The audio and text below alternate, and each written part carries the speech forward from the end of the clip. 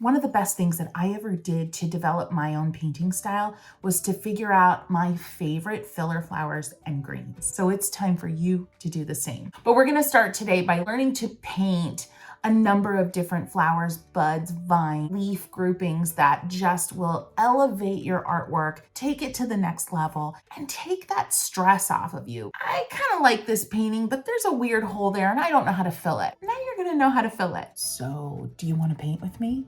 Well, come on, let's go.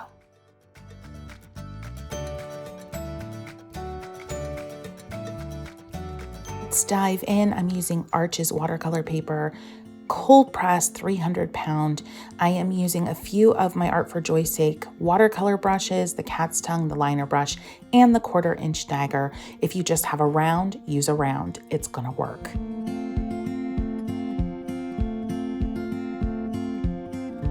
All right, let's get into this. Of course, I've sprayed my colors. I'm getting a yellow on my brush, the cat's tongue, press, lift, very little drag in a bunch of different angles surrounding kind of one central spot. As I repeat this stroke, I'm loading up a different color and just dab, press, not much drag at all. Press a little bit less and you'll get a smaller stroke.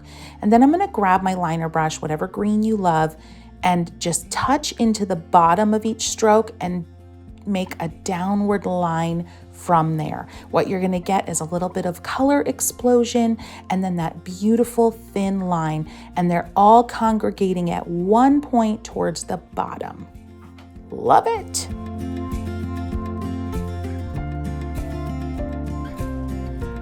Same brush, same press, lift, but I'm congregating 3 little petals together and changing the angle of these clusters as I go, going back to the liner brush, whatever green you love, and drag down thin, wispy stems at various angles, but they're still congregating at one point. That's the key of making that spray-like effect. Moving on.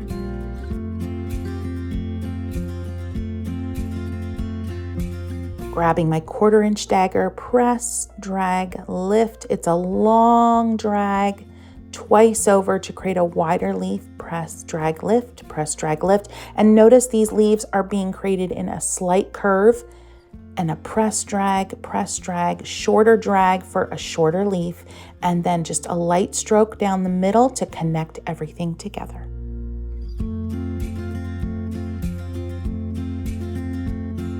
Okay, going right in with the liner brush, loading it up with another favorite green and a light stroke in a swirl. This can take a little bit of practice, and then some connecting swirly strokes out from the main one. And just change up your color a little bit here and there to keep this dynamic looking and fun, and just keep creating a few curved strokes working out from the original. And then press and lift, no drag, press and lift. Notice the point of my cat's tongue is always facing outwards. Press and lift, and you have a gorgeous, swirly, romantic vine.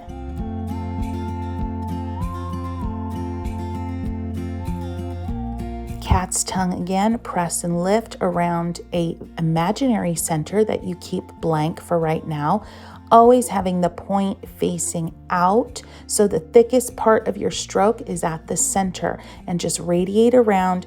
Change the angle of your hand as you go to keep that beautiful symmetry going around and around the invisible center. I'm creating a cluster of 3 in descending size. It's a lovely little way, a lovely filler if you don't want to do greenery, having a little flower filler, and then press and drag and lift, a short drag and a quick lift. Make your leaves a little bit longer than the petals for interest, and rinse your brush in between colors. Quickly load up that liner brush with a darker color and dab around the center. Right at the end of where the petals congregate around that invisible center is where you want to dab the color. The petals are still wet, so that contrast color will start to diffuse. Now for some tropical looking long skinny leaves. Press, long drag, lift slowly for that beautiful point. Your strokes are going to radiate from one point, but create longer, thicker, some thinner strokes for contrast. I'm always changing up my colors as I go to keep things interesting. So lots of blues and yellows and greens. If you're enjoying this, you might want to watch this video next to learn how to create my favorite 6 flowers.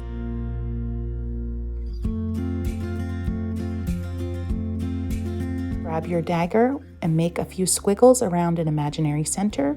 Grab a contrasting color and go lightly around those marks to let them bleed out a little bit, and then some clean water around your previous mark. This is such a versatile little filler flower. I love it. Add a dark center. Don't press too hard if you don't want things to bleed too much at this point because everything's wet. And then a few more dabs of a brighter pink around that dark center, and then press, drag, and lift, press, drag, and lift for a few short but lyrical leaves. Friends, if you're having a good time, give this video a boop, which is a like, and don't forget to subscribe and hit that bell so you always know what's going on. I'm slowing this one down. Press, drag, lift quickly, a little dab. Press, drag, lift, straighter mark. Change your color, press, drag, lift quickly. And then grab a green after you've rinsed your brush. Dab, change the angle, dab. Now a light downward stroke for a stem, and then a quick press, drag, and lift upwards sharply for those beautiful leaves. Always be thinking about changing your angle as you drag and lift for a lot of personality in your leaves throughout the painting.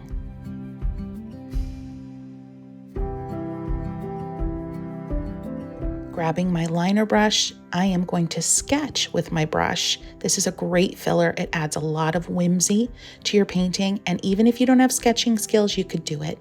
It's a stroke and then a teardrop at the end of the stroke, and just cluster these radiating from one point in the middle, and before you know it, you have a beautiful whimsical spray of fun leaves. Change your color as you go, and you will have this gorgeous ombre of color that will add even more interest. Add a few little marks to suggest veins in your leaves. Don't do it on all the leaves. That's kind of my little trick to keep things interesting.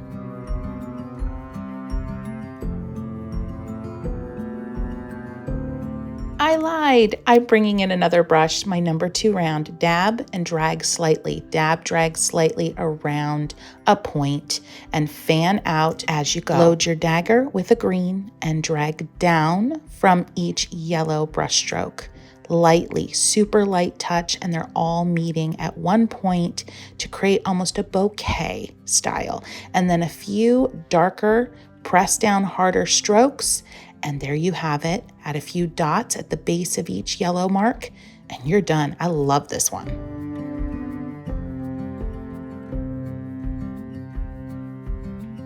Grab your number 2 brush, fill it with a little red, and then make little dots all around. You're creating kind of a lazy circle full of dots, different shapes, different sizes. It's basically a press and lift, absolutely no drag. This is viewed as from the top down, so it's not a side view flower. And then grab your liner and a few short little stems radiating from your dabs all around. This is a fantastic filler because it's a very small scale and gives you a lovely sense of detail wherever you put it. Next, grab your cat's tongue, fill it with your favorite green. And this is kind of like a succulent from a side view. Press, drag down, press, drag up at a curve. And again, you're radiating from a central point. Press, drag up, press, drag down. But all from that central, albeit imaginary stem. Add a little yellow at the end while everything's wet, and boom.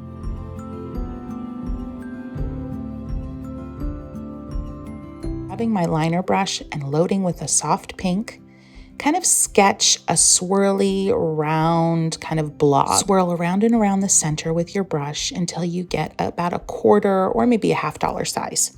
Grab a complementary color. I like this peach, and go over top lightly. Add some water to your brush to blend out as you go, right over top of those sketchy marks you already made. Now add a little green at the center, not too much water on your brush or it'll turn into a mess, and you have a really pretty garden rose or ranunculus. We're gonna create a leaf with a few V's tucked inside one another and descending in size as we go out from the flower. And this creates kind of a fern-like spray of greenery.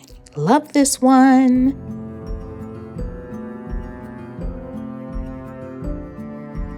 Load your brush up, 1/4-inch dagger, and go around an imaginary center. Dab, dab, dab, dab, tiny little strokes right next to each other around that center. And then add a contrasting color right where the petals meet the imaginary center and let them blend out.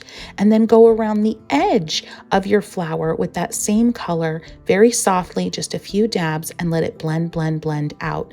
You can use a clean, dry brush to scoop up any extra paint, create some highlights. We're going to create greens again, nested V's like the last flower, just a lighter touch for thinner strokes. I love this greenery style. Imagine it on its own in all different colors blending into one another. Gorgeous. Continuing with the dagger, grab a favorite green, and you're gonna stack 3 or 4 strokes right on top of one another. Press, lift, and do that on the other side.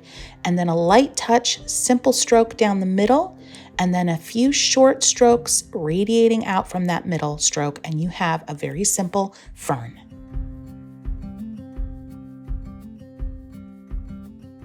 I couldn't get away without doing a rose. So let's create a little U shape, press a little bit and release, and then more C and backward C shapes around the original U shape, varying your line weight, how much you press down, and adding water to your brush as you go around. And then a few strokes, those nested V's, and then connect them on the inside to fill in this leaf shape. And you have a traditional rose leaf. For a bit of contrast at the center, add a darker shade and then carry it out lightly with a few wispy brush strokes and not a lot of pressure.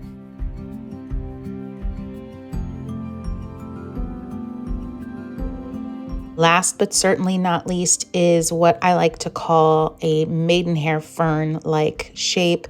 You're creating little hearts essentially and cluster them together, and then take your liner brush and connect them with thin wispy lines, one main stem going down the middle, and then a few short stems reaching out to the leaves. I feel like I could keep going on forever, but friends, let me know which of these was your favorite and which you hope to implement into your creative journey first. And if you love this video, head on over to this one. Brush up on your watercolor basics, Kristy style. Happy painting.